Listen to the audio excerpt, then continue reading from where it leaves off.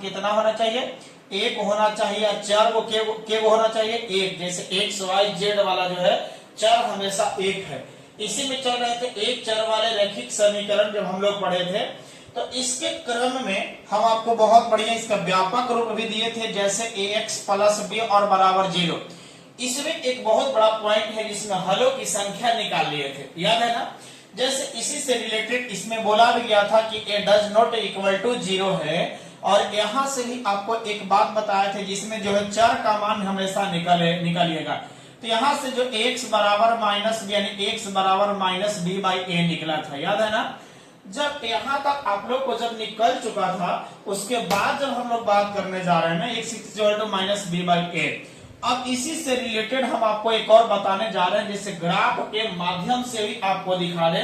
जैसे कि अब आपको एग्जाम्पल में हम इसको दिखाए थे, याद कीजिएगा।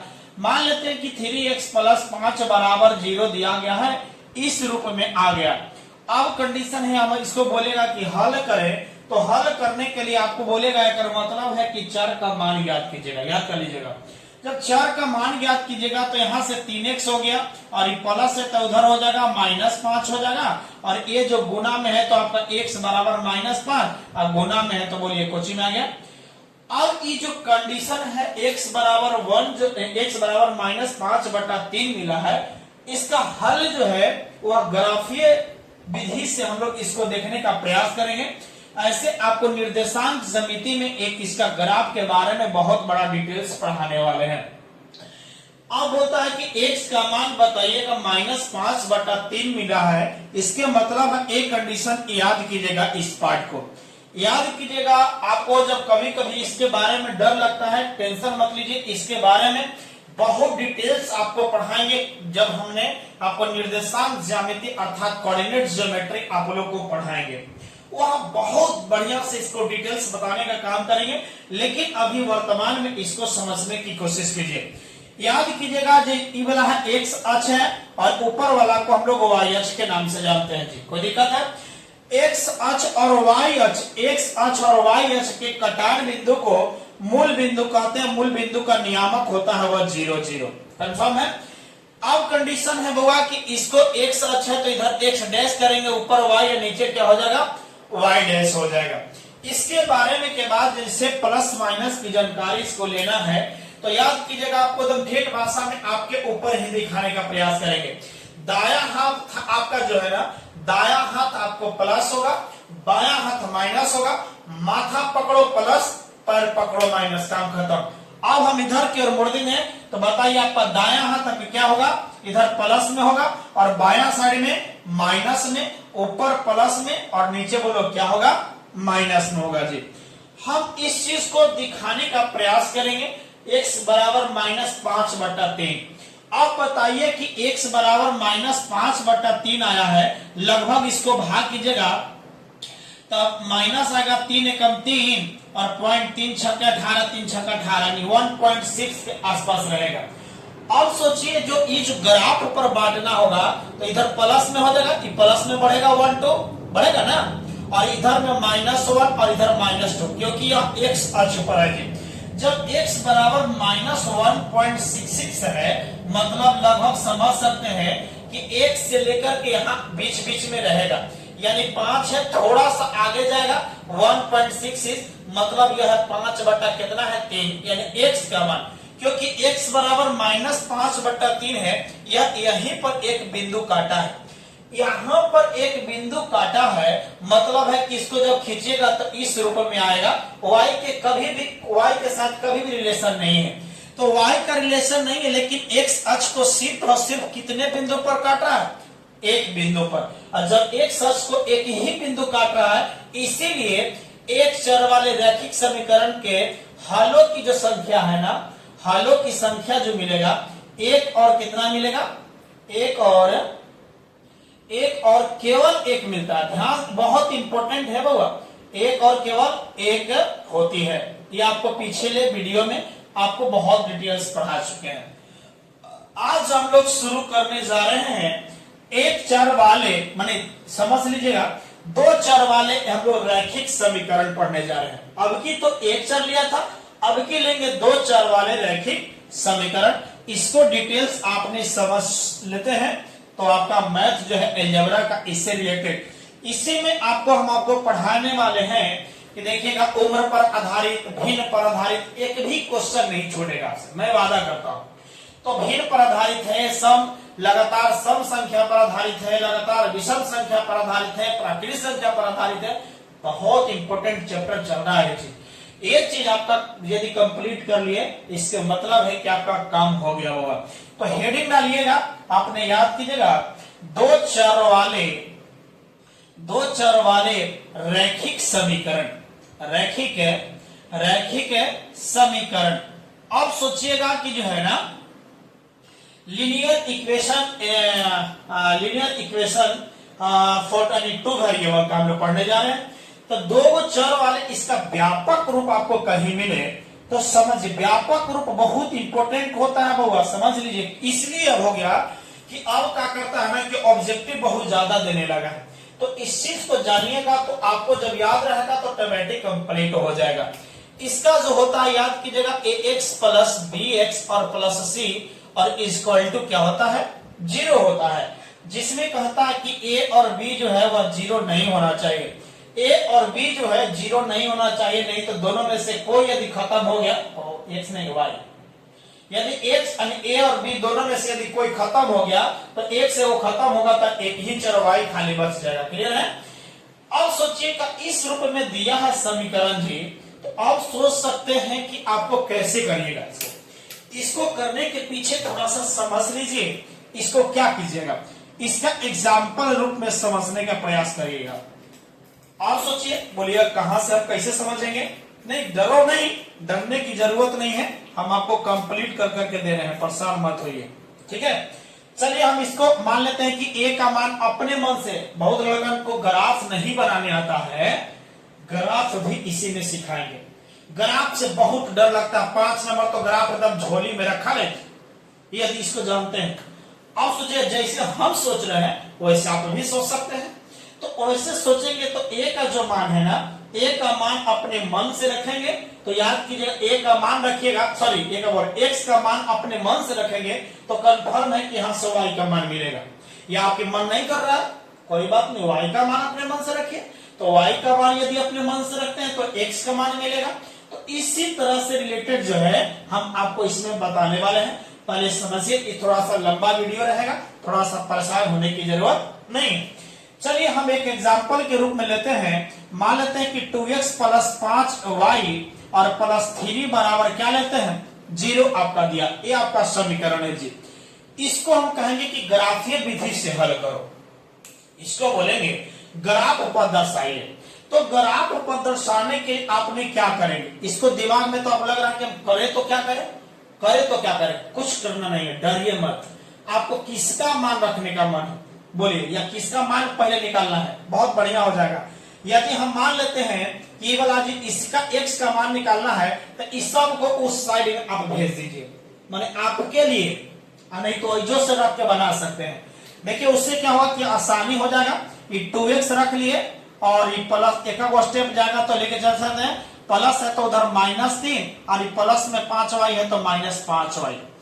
अब सोचिए यहां से आएगा x से है, x भावी 2 तो गुना में है, x बराबर -3 -5y तो हो गया। आई गुना जो आएगा टोटल में जाएगा ना 2। अब सोचिए डरने की जरूरत नहीं, ग्राफ पर कैसे सस्ता है। देखिएगा बाबा, हम आपको क्या करने जा रहे हैं, अपने मन से जो है y का मान ऐसा सोचिए जो 2 से पूरा कट जाए पूरा। जैसे हम सोच रहे हैं वैसे आप सोचिए, इतना सोचने की शक्ति आप में आ गया, मतलब समझिए कि मैथ को आप गर्दा उड़ाने में उड़ाइएगा। तो x का मान यदि हम 0 रखते हैं तो क्या होगा बताइए, जब 0 रखेंगे तो 0 कर देगा, और जब 0 ही कर देगा तो -3/2 यानी 3 2 से पूरा नहीं कटेगा। अब सोचिए यहां से हम यदि 1 रखते हैं y का मान, यदि y का मान 1 रखेंगे तो -5 हो जाएगा, -3 -5 दोनों जुटेगा, -8/2 -4 हो जाएगा कंप्लीट। बोलिए जैसे आप सोचेंगे, यहां लिखिएगा जब y बराबर कितना रखे हैं 1 में, तो बताइएगा x का मान यहां से निकालिएगा जी, बहुत लड़का ग्राफ विधि से इसे भी लिखता है, लिखो कोई दिक्कत नहीं, कम से कम 3 को जरूर निकालिएगा, कम से कम कितना 3 को जरूर निकालिएगा जी। अब सोचिए यहां से तो x बराबर क्या होगा, जब x बराबर की बात करते हैं y बराबर कितना रखा 1, जब 1 रखे हैं तो बताइएगा x बराबर -3 -5 गुना y के जगह पर 1 और बटा 2, x इज इक्वल टू -5 और -1 क्योंकि गुना होकर के -5 और -3 -8 बटा 2 -4 हो जाएगा जी, यानी x is equal to minus कितना हो गया 4 हो गया, x इज इक्वल टू -4। और सोचिए और भी लीजिए, कोई जरूरी नहीं है कि प्लस में लिए है तो प्लस में माइनस में भी रख के दे सकते हैं, -1 रख के देखिए तो माइनस माइनस प्लस, तो दिक्कत नहीं है, यानी प्लस हो गया और यहाँ माइनस है, 5 में से 3 जगह 2 यानी काट देगा जी, रख दीजिए y बराबर -1। जब सोच लीजिए जब y बराबर कितना रखे हैं -1, जब y बराबर -1 तो x is equal to -3 minus हो गया 5 गुना y के जगह पर -1 और बटा 2, यानी x इज इक्वल टू -3 और माइनस माइनस कितना प्लस, और बताइए प्लस हो गया 5 में 1 से गुना करेंगे 5 और डिवाइडेड बाई 2 आ जाएगा। अब सोचिए 5 में से 3 गया 2 हो जाएगा, यानी 2 बटा 2 यानी कट करके कितना आ गया 1 हो गया, यानी जब हम y का मान जब -1 रखे हैं तो x का मान कितना मिला 1 मिला, कोई दिक्कत है। अब सोचिए एक और आगे चलते हैं, अब और भी चलिए देखिए ना कैसे पता चलेगा कि कितना हल होगा कितना हल होगा, समझिएगा। अब सोच सकते हैं क्या हो गया वो, जब y बराबर और रख के देखिए, और सोचिए 2 को तो सोच लिया है, एक और सोचिए काम हो गया। जब y का मान हम मान लेते हैं कि 2 रखते हैं तब 5 दूनी 10 -10 में से यदि 3 घटाते हैं, सॉरी -10 और -3 -13 बटा 2 नहीं कटेगा, माइनस वाला चाहिए, कोई दिक्कत है। और सोचिए 3 रख के देखते हैं, 5 3 आए 15 में से 3 गया 12 कट गया, 3 रखिए ना। जब y बराबर कितना रखला 3 रखे हैं जी, जब 3 रखे हैं तो अब आइएगा -3 रखते कोई दिक्कत नहीं, रखिए कोई दिक्कत नहीं, फिर कंफ्यूज होगा। y बराबर 3 तो x इज इक्वल टू -3 -5 गुना y के जगह पर 3 है और डिवाइडेड बाई बोलिए कितना 15 3 18 भी कट जा रहा है, -3 रखिए तो अच्छा होगा, छोटा हो जाएगा, माइनस माइनस प्लस हो जाएगा, यानी x इज इक्वल टू -3 और minus minus plus 15/2, x is equal to आएगा 15 में से 3 गया 12 बटा 2 यानी 6 बार में खत्म, x बराबर 6 आया। जब हमने y का मान -3 रखे हैं तो x का मान कितना मिला होगा 6 मिला। अब यहां से अब समझिए, अब एक बात और सोचिए, ये जो समीकरण आपके पास में है x y का मान और भी रख सकते हैं, बहुत सारा ऐसा आया होगा, बहुत सारा ऐसा आएगा जिससे कि y का मान रखते जाएंगे x का मान मिलते जाएगा ना। अब सोचिए इसको ग्राफ पर दर्शाना होगा, तब क्या करेंगे। अब सोचिए इसीलिए बताइएगा हम लोग कह सकते हैं इसका कि बताइए बहुत सारा मान मिलेगा, एक मतलब है कि हलों की संख्या जो है वो बहुत सारा मिलेगा, अनेक हल होगा। मतलब कि 2 चर वाले रैखिक समीकरण यदि एक मिले तो समझ जाना उसके हलों की संख्या अनगिनत होती है, हलों की संख्या अनगिनत होती है। इसको ग्राफ पर कैसे दर्शाइएगा जी, कैसे दर्शाइएगा, सोचिए। इसको मिटा सकते हैं, बोलिए इसको मिटा देते हैं, केवल इसको रख लेते हैं, समझिएगा, समझ लीजिए। इसको हम लोग काम कर लेंगे, यानी +3 है होगा, +3 है इक्वल टू 0 है। देखिए ना अब तो मजा आएगा ना, अब ये तो मजा आने वाला है। आप कहाँ परेशान हो रहे हैं, यानी आपके पास में इधर हम इसको लिख दे रहे हैं जिससे कि बनाने में आसानी होगा हमको। ऐसे ही थोड़े मैथ क्लियर करिएगा। बताइए -4 है तो 1 रखे हैं तो -1, यहाँ कितना था 6 तो -3, यही आया था ना। अब सोचिए कि अब ग्राफ पर आइएगा, ग्राफ ही पर जब दर्शाना होगा तब इस पर आइएगा, कोई दिक्कत नहीं है, बस सेट कर लीजिए। इसको आगे हम बता चुके हैं कि निर्देशांक ज्यामिति में बहुत डिटेल्स का यही आप लोग इसमें क्लियर करेंगे। रुक जाइएगा इसके बाद में। अभी तो मूल बिंदु हो गया, कौन सा बिंदु है? मूल बिंदु। तो मूल बिंदु का निर्देशांक कितना कितना? 0 0। कोई दिक्कत? दाया हाथ में प्लस, बाया हाथ में माइनस, माथा पकड़ो प्लस, पैर पकड़ो माइनस। क्लियर है? तो चलिए अब चलते हैं। तो इधर में प्लस है, ये तो एक सच हो गया ना बउआ, बोलो ना जी। उसको एक सच और ये वाला को वाई और वाई डैश हो गया। कोई दिक्कत है? जब दिक्कत नहीं है तो इधर प्लस की ओर हमारा 6 तक गया होगा। देखिए 1 2 3 4 5 और कितना है? 6। अब चलेंगे, हमारा माइनस में ज्यादा दूर नहीं है, दर्शाने की जरूरत नहीं है, कोई दिक्कत नहीं है, इस तक है। लेकिन -1 -2 -3 -4 -5 और -6। ऊपर में y बराबर देखिएगा -3 तक गया होगा। 1 2 3 ऊपर में प्लस ना, नीचे में माइनस। बोलो कोई दिक्कत? -3 इसको ऊपर कर लीजिए तो अच्छा हो जाएगा।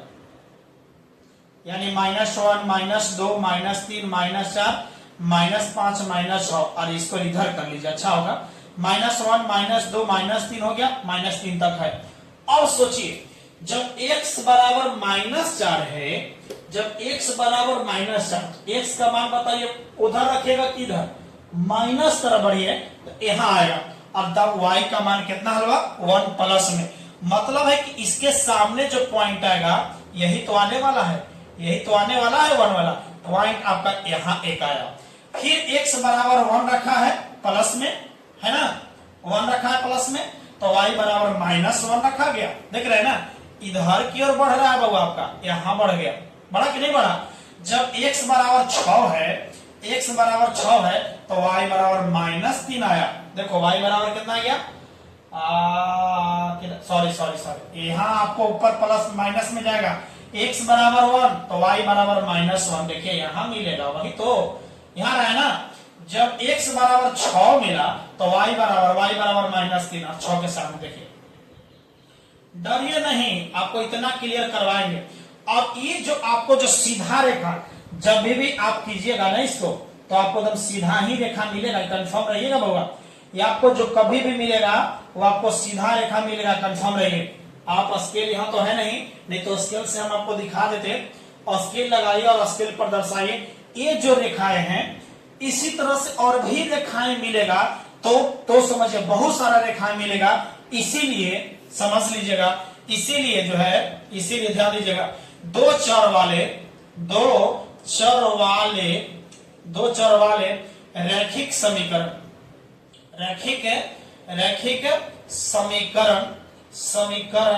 के हलों की संख्या बोले कितना है? अनगिनत है, गिन नहीं सकते हैं, अनगिनत होती है। क्लियर है? अनगिनत होती है। ये जो कंडीशन आपको जो मिला है, ये बताइएगा दो चर है लेकिन समीकरण कै गो है? एक गो। क्लियर है? तो दो चर वाले रैखिक समीकरण के हलों की संख्या कोई पूछे तो बताइए कै गो मिलेगा? एक ही गो मिलेगा। अब सोचिएगा, यही से एक बड़ा पॉइंट बताने वाले हैं, समझिएगा। एक और संगत और असंगत इसी में पढ़ा दे रहे हैं, समझ लीजिएगा बाबा। समझ लीजिए संगत और असंगत क्या होती है, याद कीजिएगा। संगत किसको कहते हैं और असंगत किसको कहते हैं? आइएगा, संगत है और एक को चाहिए बाबा असंगत। मतलब है कि संगत किसको कहते हैं? जिस समीकरण का जो मान है ना, मान निकलता है या होता है, समझ लीजिए, निकलता है, उस समीकरण को हम लोग संगत समीकरण के नाम से जानते हैं। ठीक है? और कहता आ का मतलब नहीं, समझ लीजिए, जिस समीकरण का मान नहीं निकलता है, समझिए, नहीं निकलता है तो उस समीकरण को हम लोग क्या कहते हैं? असंगत समीकरण।